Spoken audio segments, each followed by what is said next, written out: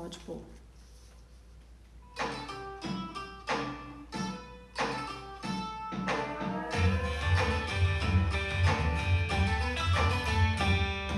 Bendito o Senhor, o Deus de Israel, que veio e redimiu seu povo. Aumenta aí, Tess. E que poderosa salvação nos livrou da mão de todo mal. Grande compaixão aos nossos pais mostrou, não se esqueceu da aliança, pra livres do medo adorar. Boa noite. E o servir em todo viver. Nos salvou, a graça nos alcançou com amor. Fizeste-nos povo teu, trouxe a nós pleno perdão, pois tu és bendito Deus. 1, 2, 3, 4. Graça e paz, sejam bem-vindas. Do alto o Senhor virá nos visitar, nascerá o sol do seu amor, as trevas vencerão com sua luz, guiará os nossos pés à paz. Nos salvou, tua graça nos alcançou com amor, fizeste-nos povo teu, trouxe a nós pleno perdão, pois tu és bendito Deus. Nos salvou, tua graça nos alcançou com amor, fizeste-nos povo teu, trouxe a nós pleno perdão, pois tu és bendito Deus. Glória a Deus. Aleluia.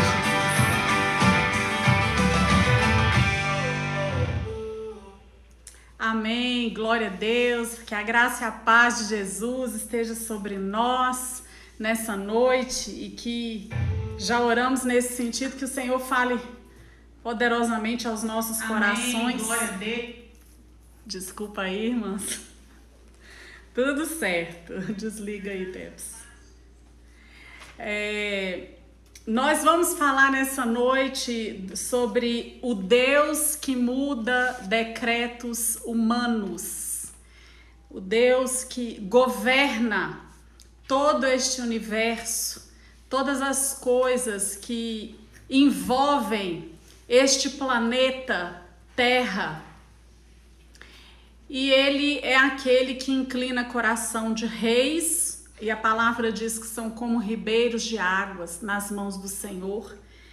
E é o Deus que muda decretos humanos, né? O que são decretos, né?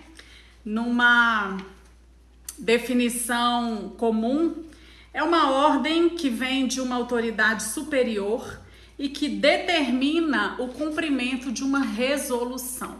E hoje a gente vai ver como que Deus intervém na história para mudar decretos, para que o nome dele seja reconhecido.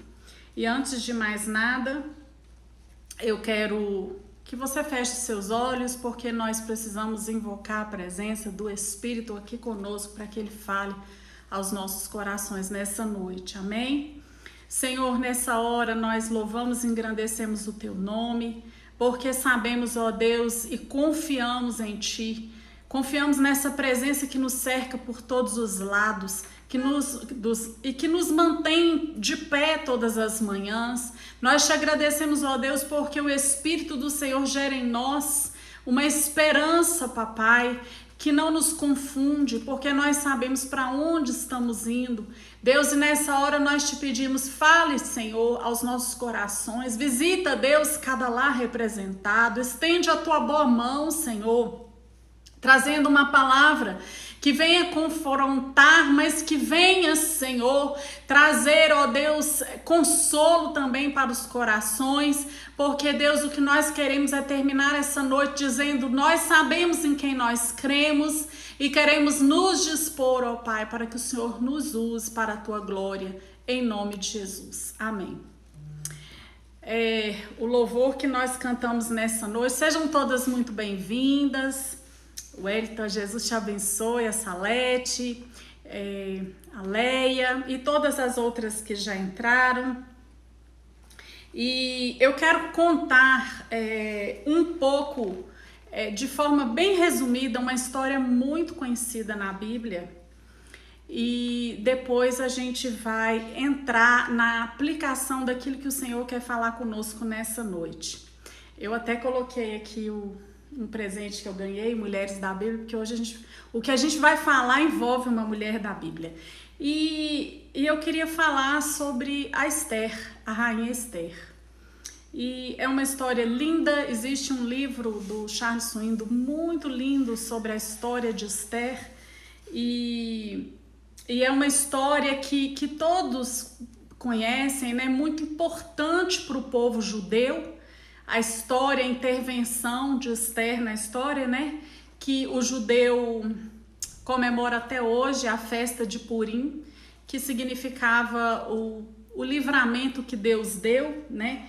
E eu queria primeiro que a gente entendesse, assim, esse momento da vida de Esther, ali dentro vivendo ali na Pérsia, por que ela estava ali, né? Se o cativeiro babilônico já havia terminado, né? Alguns judeus, né, já tinham voltado para Jerusalém, eles podiam voltar, né? Babilônia já tinha caído, mas por opção muitos, né? Em função da questão da diáspora, se estabeleceram onde ficaram. E ali, no caso da Pérsia, existia uma parcela muito grande de população judia, e eles foram prosperando naquela terra e por ali ficaram por opção, vivendo em terra estranha, né? Não era a terra que a princípio Deus tinha e tinha separado para eles. Mas só para vocês entenderem como que é a nossa história, né? Muitas vezes nós fazemos opções e nem sempre por aquilo que é o que Deus preparou e separou para nós. Bom, mas o fato é que aquele povo vivia ali e se estabeleceu ali e estava indo bem sucedido ali na Pérsia, sim, o povo judeu. E na ocasião, quem era rei era Artaxerxes, né? Artaxerxes, o rei Assuero, e ele era casado com a rainha Vasti. Nós sabemos que um rei naquela época, ele tinha uma rainha, mas é claro que ele tinha muitas concubinas, muitas mulheres. Um rei não passava vontade, né? Ele fazia tudo que ele bem queria, inclusive satisfazendo todos os seus prazeres. E em função de uma situação em que Vasti não obedeceu à ordem do rei, a história de Esther começa a nascer dentro deste livro. Um livro que não fala a palavra Deus nenhuma vez, mas nós vemos o agir e a presença de Deus de uma maneira extraordinária em toda a história desse livro. E essa menina judia, órfã, ela não tinha os pais vivos, criada por um primo chamado Mordecai, ou Mardoqueu em outra versão, e com muito carinho ele criou aquela menina, e aquela menina foi participar daquele concurso ali de beleza, e a palavra diz que ela acha graça. E para a gente encurtar e caminhar na história, Esther, ela é escolhida dentre muitas. E nós sabemos que quando Deus tem um propósito, é dessa forma que acontece. Eu imagino que tinham meninas e mulheres muito lindas, tanto quanto Esther, ou talvez até mais lindas do que Esther. Mas nós sabemos que havia algo dentro do coração de Esther. Esther tinha um coração de serva. Esther amava o povo de onde ela vinha. Ela sabia a origem dela. Esther, mesmo sendo órfã, não tendo os paizinhos vivos, né, para instruir, para ter aquele aconchego de filha de lá, mas ela tinha completa consciência da origem dela, das raízes dela, a importância de quem ela era. Ela fazia parte de um povo que conhecia o Deus verdadeiro. E é esta menina que Deus escolhe para tomar o lugar de Vasti e ser a rainha da Pérsia. A Pérsia era um grande império que abrangia uma área muito grande de províncias, né, de nações ali, e ela é escolhida dentre muitas. E uma coisa interessante para a gente aprender com essa mulher, com essa menina, é que os aplausos não mudam as pessoas verdadeiramente humildes. Por quê? Porque os valores dessas pessoas são valores muito profundos. E é interessante a gente meditar sobre isso, porque ela foi uma menina preparada por Deus para naquele tempo da história entrar, cumprir ali aquele papel de uma maneira extraordinária e sem se deixar envaidecer, né? Ela não estava, em momento algum na história, você vê sempre saltar na história, nas linhas da história, o caráter dessa menina, o caráter de Esther.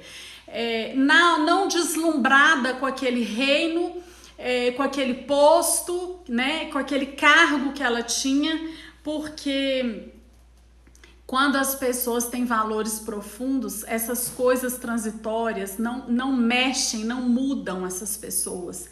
Isso é muito importante, nós precisamos aprender. Então, o seu posto ali, o seu cargo como rainha, traz responsabilidades muito sérias na vida de Esther. E assim é onde o Senhor nos coloca na história. Nós, como servas do Deus Altíssimo, como aqueles que amam ao Senhor, sabemos da responsabilidade que vai aos nossos ombros em função do nome que carregamos, por professarmos o nome de Cristo, né? E como uma mulher de Deus que ela era, ela tinha consciência da sua responsabilidade. E muitas vezes a gente quer vislumbrar situações na nossa história, né? Pensar, nossa, como deve ter sido maravilhoso ser escolhida rainha, ocupar, ter uma coroa na cabeça. E às vezes a gente quer desfrutar dos banquetes, né, que a vida nos oferece, mas não queremos compartilhar a mensagem de vida, aquilo que é mais importante e que Deus nos chamou para ser e fazer na história nossa da vida hoje, né? E assim a gente vai vendo como que a gente pode aprender com a vida e com a história dessa mulher extraordinária. Bom, e diante dessa grande responsabilidade, ela enfrenta uma situação muito difícil que envolveria todo o seu povo. E naquela ocasião, o seu primo que a criou manda o recado para ela. Resumindo, o povo judeu estava sendo ameaçado por um homem que odiava os judeus, chamado Amã, um alto oficial daquele rei, um homem que se tornou abaixo do rei o segundo mais importante. Estudando, a gente entendeu esses dias que Amã provavelmente era de uma descendência dos amalequitas, que era um povo que odiava o povo de Deus. Foi este povo que, quando Deus instituiu Saul como rei, falou que era para matar tudo, não pôr a mão nos despojos, não trazer nada. Por quê? Porque era um povo inimigo do povo de Deus. Então, provavelmente, Amã vem dessa descendência e este homem se levanta contra o povo judeu. E o primeiro desafio bate à porta da vida daquela mulher.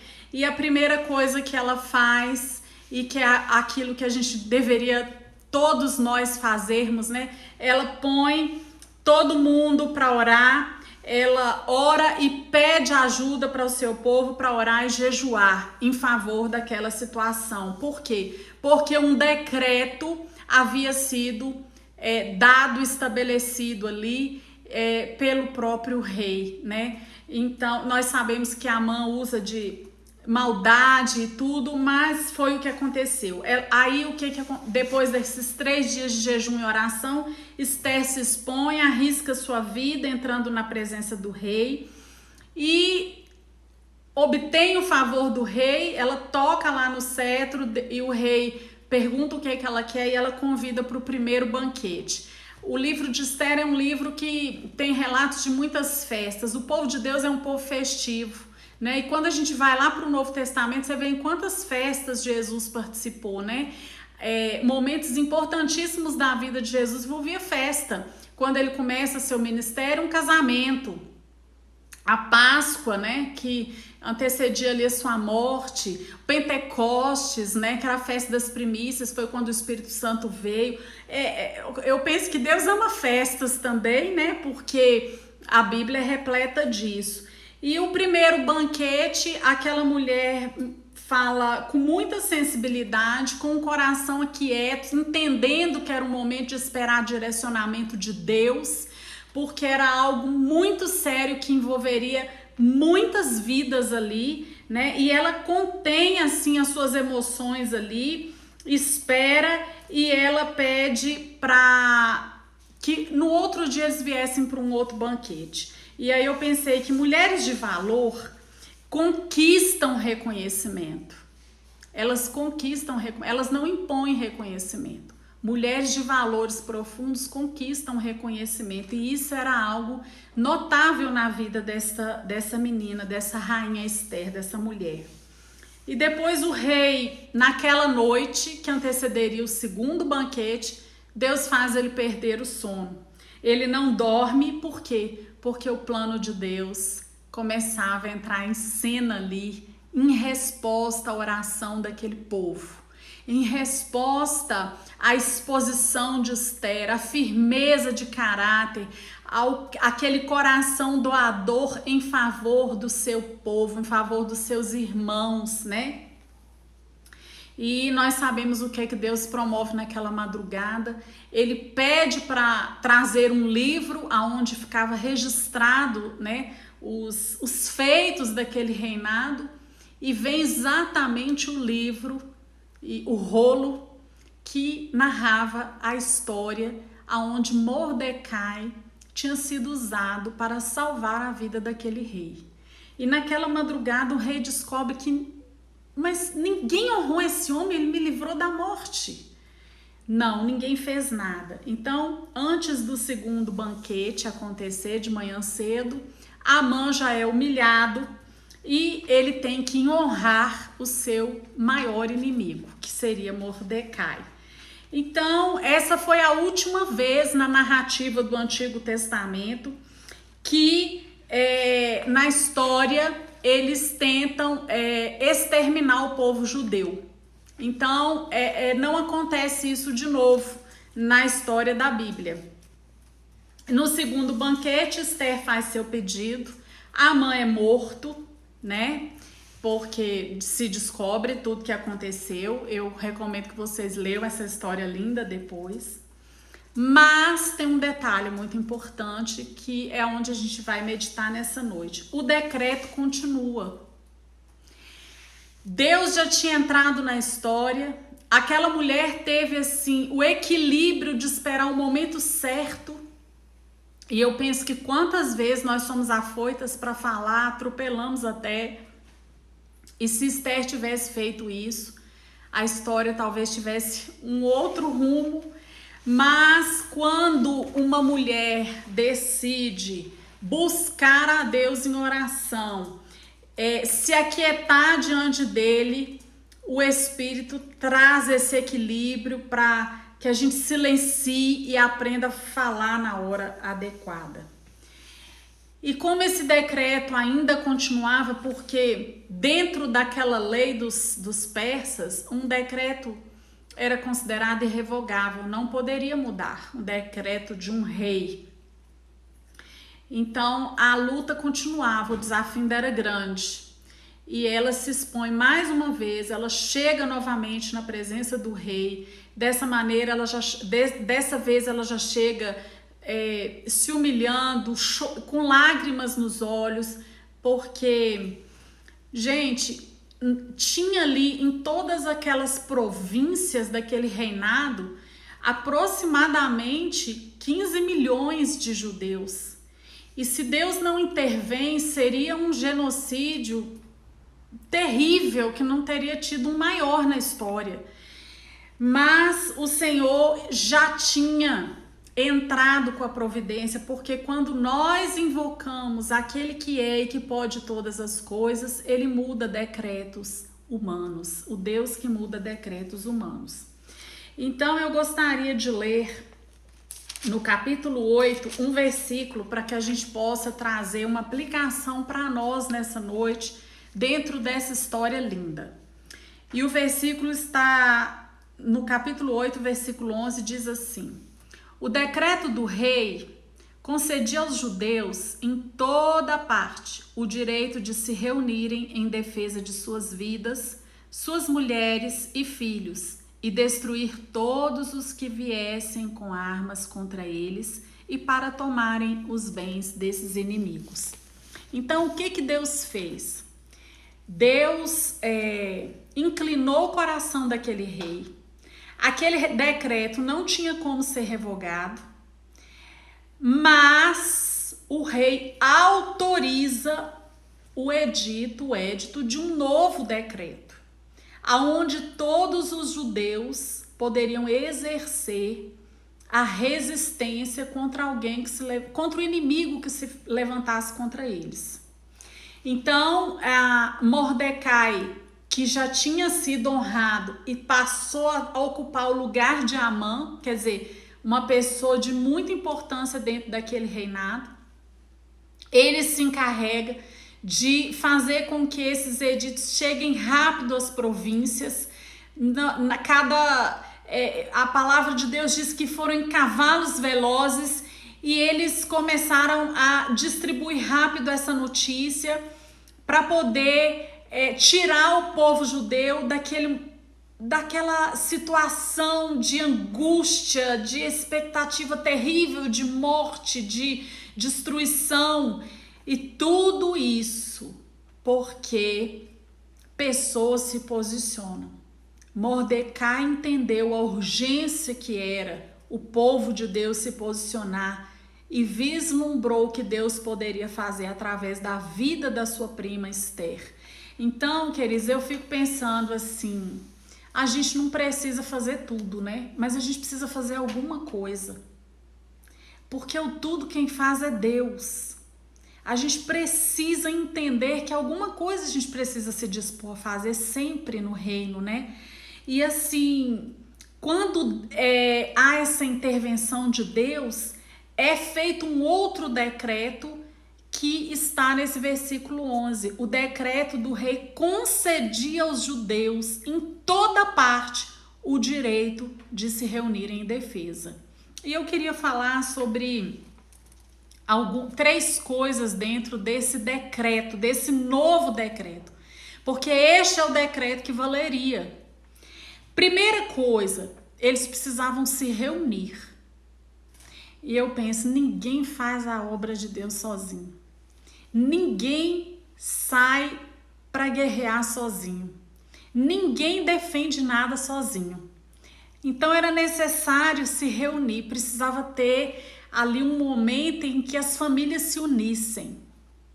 A segunda coisa que a gente aprende com esse versículo desse decreto é que eles tinham que defender os seus tesouros.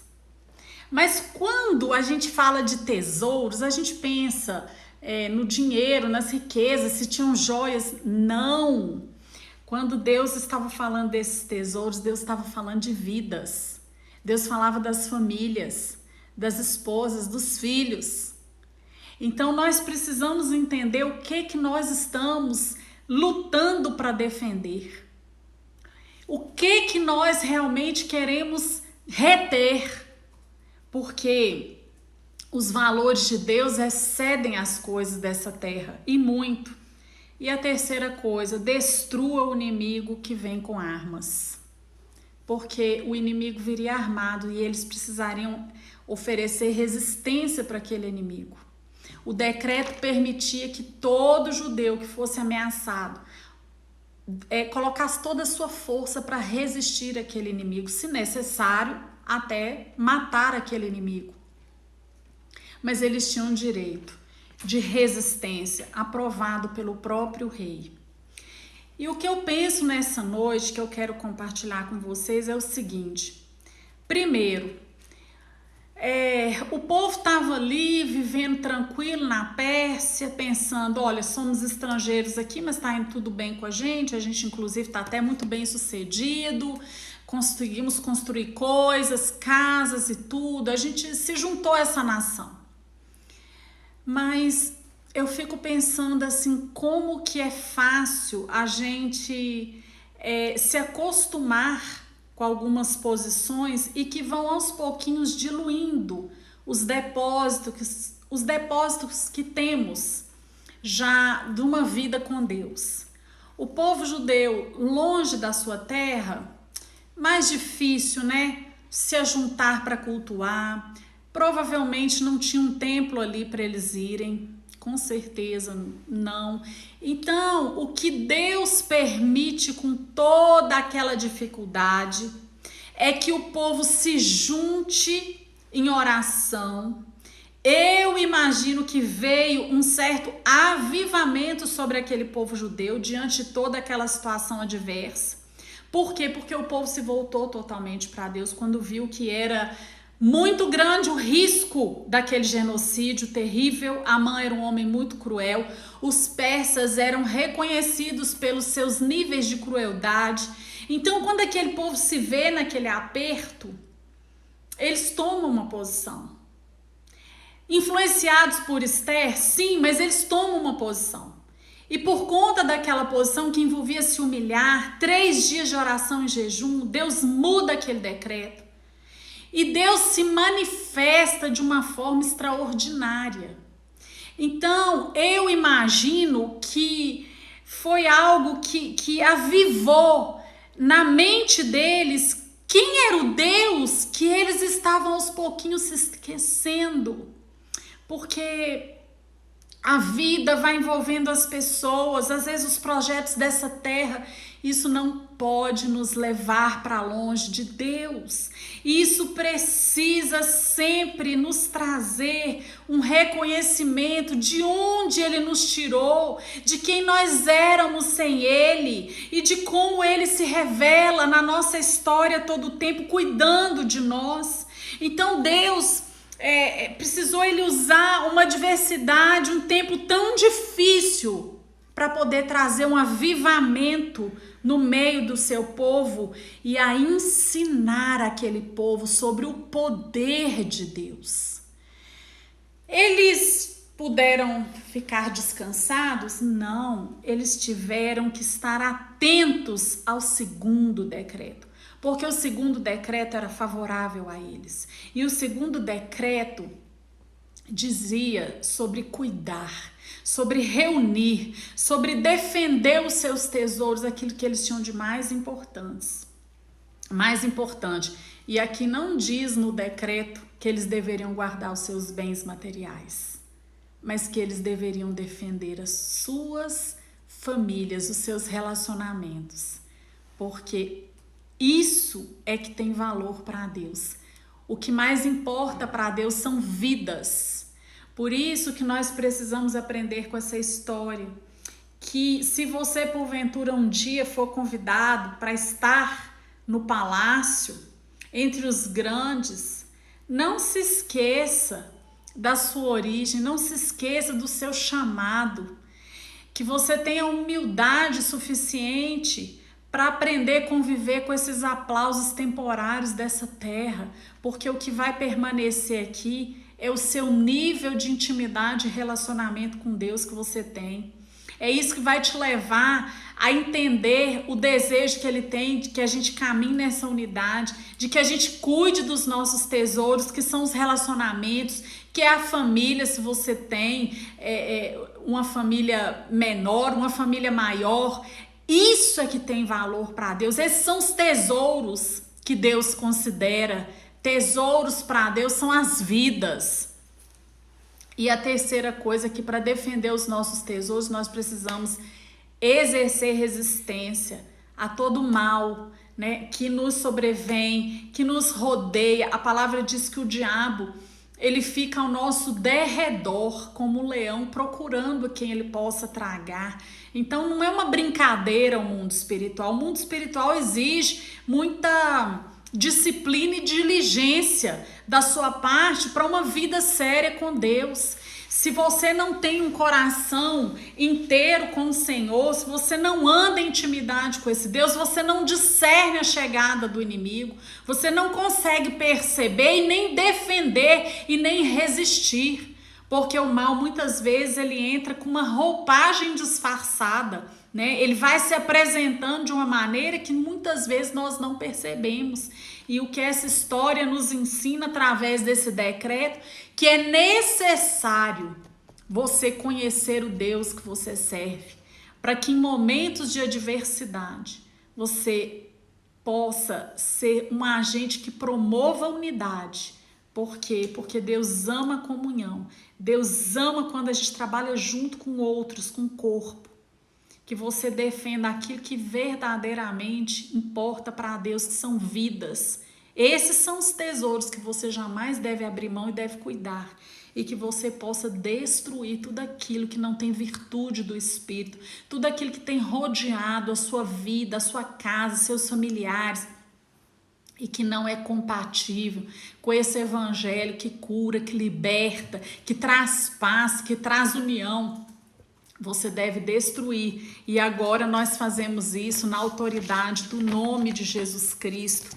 Lá no livro na segunda carta de Paulo aos Coríntios, no capítulo 10, diz assim o versículo 4.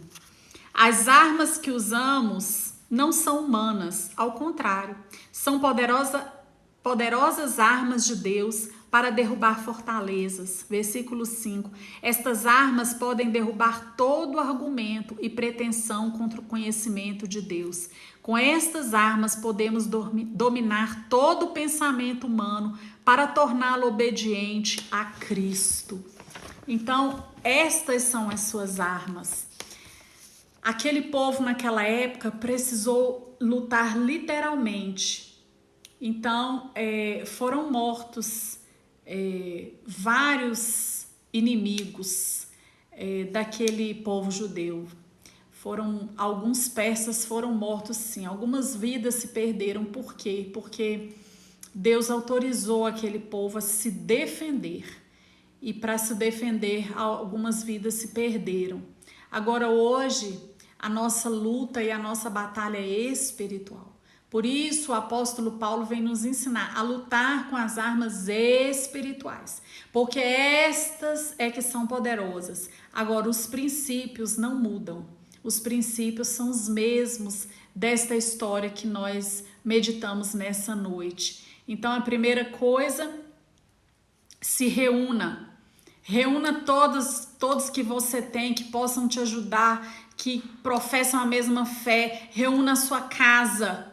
Defenda seus tesouros, que são as vidas, os relacionamentos, e destrua o inimigo com essas armas espirituais, que é a oração, que é o jejum, que é você se consagrar realmente e resistir ao inimigo, a colocar fora, fazer a faxina necessária. Se for perdão, que você faça.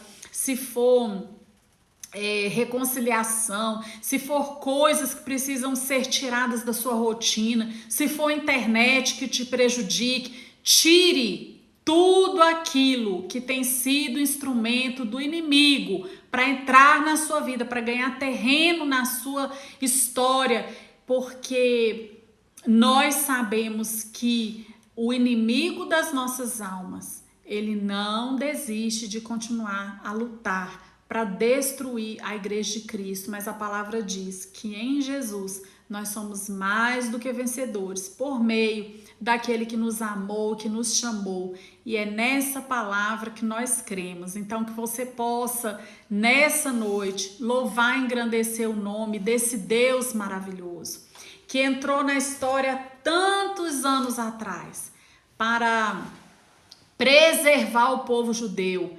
E assim ele tem feito até hoje. Todos aqueles que se levantaram contra o povo de Deus, em algum momento nós sabemos qual foi o fim deles.